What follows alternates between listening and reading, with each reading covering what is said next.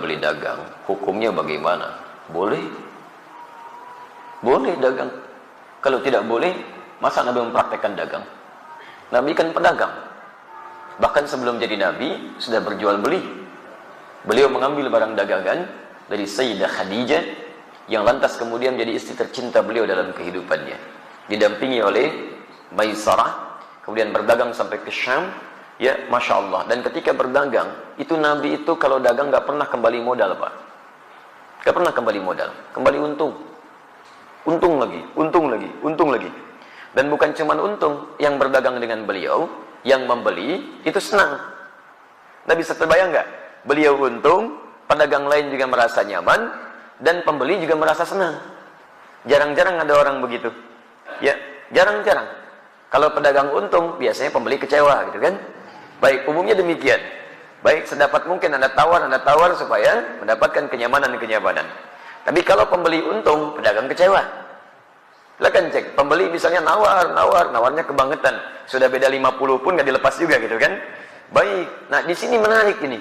Nabi itu kalau berjualan, pembeli senang, beliau untung. Sehingga semua orang tidak dirugikan dalam hal ini. Dan hebatnya nanti konsep dagangnya Nabi SAW, ketika diajarkan pada para sahabat, itu Masya Allah, tidak ada di antara mereka yang juga kembali modal. Semuanya untung. Untung semuanya.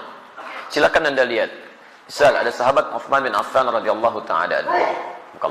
Ada sahabat Abdurrahman bin Auf radhiyallahu taala anhu. Sebelumnya ada sahabat Abu Bakar radhiyallahu taala anhu. Banyak para pedagang di zaman Nabi, teman-teman sekalian, ketika mereka sudah masuk Islam, dilatih oleh Nabi bagaimana cara berislam yang baik dan diterapkan dalam kehidupan sesuai dengan pekerjaan mereka. Maka Masya Allah, dagangannya berlipat-lipat untungnya. Bukan cuma untung dunia, tapi untung akhirat. Tidak sedikit di antara pedagang di masa Nabi, bukan cuma kaya dalam urusan dunia yang asetnya sampai sekarang masih ada, tapi juga dijamin surganya tanpa hisab.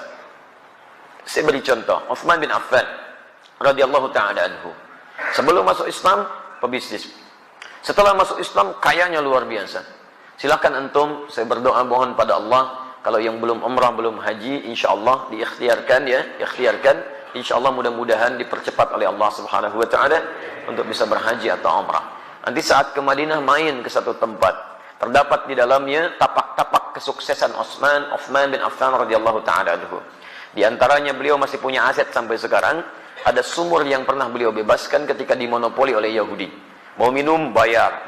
Kata Uthman, saya beli sampai semuanya akhirnya dibeli Uthman, kemudian dibebaskan. Yang mau minum ambil aja. Sekitaran area sekitarnya ada tanah cukup luas, dibeli oleh Uthman bin Affan radhiyallahu taala anhu. Saya beli, tanamin kurma. Yang lapar ambil, gak usah bayar. Yang haus ambil, gak usah bayar. Sampai sekarang area itu ada, akan dibuat area perhotelan, royaltinya disimpan di Bank Saudi, disedekahkan kepada umat muslim atas nama sahabat Uthman bin Affan radhiyallahu taala anhu. Sampai sekarang masih ada. Abdurrahman bin Auf radhiyallahu taala anhu, itu diembargo. Ya, bukan cuma diembargo, dirampas hartanya saat di Mekah. Pergi ke Madinah cuma pakaian yang melekat di badannya. Baik, begitu sampai di Madinah, diterima oleh orang paling kaya di Madinah. Kata orang ini, "Sami'tu annaka kunta ghaniyan bima ma'na." Saya dengar kamu jatuh fakir saat di Mekah. Kalau ingin kaya lagi, ambil setengah kekayaan saya. Kalau ingin menikah, cari pasangan, pilih pasangan terbaik di sini. Maka saya akan fasilitasi. Masya Allah. Teman-teman sekalian, apa jawabannya? Jazakallahu khairan bima ma'na. Semoga Allah berikan balasan terbaik untuk Anda. Hari ini ainal aswah. Cukup tunjukkan kepada saya di mana pusat bisnisnya. Dagang. Dipraktekkan ilmu dari Nabi. Modal cuma pakaian. 3 bulan. Jadi orang paling kaya nomor 3 di Madinah. 1 tahun jadi orang paling kaya di Madinah. Yang kapaknya saja terbuat dari emas. Kapaknya. Coba lihat. Orang terkaya di Lampung belum tentu punya kapak. Ya. Orang terkaya di dunia, Bill Gates, 1.300 triliun hartanya. Tanya, punya kapak gak? SMS tuh pagi ini, tanyain. Ya. Abdurrahman bin Auf setahun kapaknya terbuat dari emas. Modalnya apa? Cara bisnis Nabi. Nah, cara ini tidak menghalangi mereka untuk ibadah kepada Allah, kaya dan soleh. Silahkan cek, buka kitabnya Imam An-Nawawi. Imam An-Nawawi punya kitab namanya At-Tibyan fi Adab Hamalatil Quran. Lihat versi Arabnya cetakan Darul Kutub Al-Islamiyah. Warnanya merah marun, halaman 38, paragraf yang pertama, baris 1 sampai baris yang kedua paling atas sebelah kanan. Kata Imam An-Nawawi rahimahullah, sahabat Utsman bin Affan, Abdurrahman bin Auf, ada Abu Darda, itu orang-orang, ada lagi At-Tamimi, itu orang-orang yang luar biasa. Tamim Ad-Dari, bukan At-Tamimi, Tamim Ad-Dari, yaitu malamnya di antara kesibukan mereka masih bisa menunaikan tahajud sampai khatam Al-Quran. Sampai khatam Al-Quran. Jadi pendekatan kepada Allahnya luar biasa. Makanya Allah buka rezeki mereka lebih daripada yang lain. Jadi kalau Anda ingin dapatnya rumusnya begini. Kalau Anda punya permintaan yang lebih daripada orang lain, maka dekati Allah dengan cara ibadah yang lebih daripada orang lain. Orang lain tidur, Anda bangun. Orang lain sedikit-sedikit tidur, Anda sedikit tidur. Orang lain sedikit-sedikit makan, Anda sedikit makan. Puasa, rajin. Tahajud, rajin. Ikhtiar juga rajin. Nanti dengan ikhtiar itu Allah mudahkan jalan keluar Anda. Wa may yattaqillaha yaj'al lahu makhraja wa yarzuqhu min haitsu la yahtasib. Demikian di Quran surah ke-65 ayat 2 sampai 3. Nah, saya persingkat jawaban untuk pertanyaan Anda di sini. Kalau Anda ingin berubah lebih baik, itu dikumpulkan oleh para imam hadis dalam kitab-kitab hadis. Disebut dengan Kitabul Buyu', bab tentang pembahasan bisnis dari Nabi sallallahu alaihi wasallam. Saran saya, keluarkanlah ayat-ayat Quran yang berbicara tentang cara berdagang, kemudian lihat tafsirannya dari Nabi, buka kitab Imam Al-Bukhari misalnya, buka Kitabul Buyu', bab tentang bisnis dari Nabi, keluarkan itu, duduk dengan sesama pedagang, jangan sendirian, jangan ingin menguasai sendirian. Dulu teman-teman Nabi itu saling bersama-sama, semua kaya, bahkan kaya banget. Ya, kumpul bareng-bareng. Kenapa antum gak kumpul para pedagang, pebisnis, pengusaha?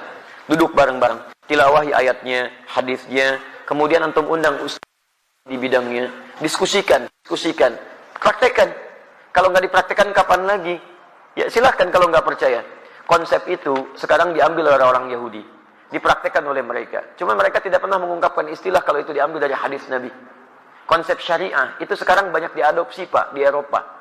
Bahkan di Inggris sekarang sedang marak tuh, di London macam-macam dikembangkan. Ya, kemudian oleh Yahudi dirubah istilahnya di Ventura. Ventura itu asalnya syariah, cuman dimodifikasi oleh mereka untuk menampilkan sistem hukum yang kira-kira bisa awet gitu. Syariah sekarang itu luar biasa. Di non-muslim saja sudah mengejar-ngejar konsepnya. Kenapa kita yang punya tidak menerapkan? Paham ya? Saya akan punya usaha. Saya beli alat di toko harga barang 1 juta. Modal 1 alat. Kemudian saya jual 2 juta atau 3 juta. Boleh tidak? Boleh. Antum jual 5 juta juga silahkan kalau laku ya. Baik. Alhamdulillah. Yang penting antara din minkum, ada yang ridha satu dengan yang lainnya, kemudian tidak markup, tidak gharar, tidak menipu. Di orang itu wajar menilai. Antum beli 1 juta, dijual 5 juta. Kalau kaidah boleh saja. Tapi kan juga pembeli akan melihat wajar apa tidak. Ya kalau tidak wajar yang akan beli. Ya ada yang jual Nokia 3315 sekarang. Misal, dijual 10 juta. Ada yang beli nggak? Nggak ada. Modal antum cuma 100.000 dijual 10 juta gitu kan. Nggak akan ada yang beli. Jadi kalau misalnya antum ingin jualan seperti ini, boleh-boleh saja. Lihat batas kewajaran, jangan menipu, jangan ada gharar. Kemudian yang paling penting juga hindari hal-hal yang dilarang seperti riba dan sebagainya.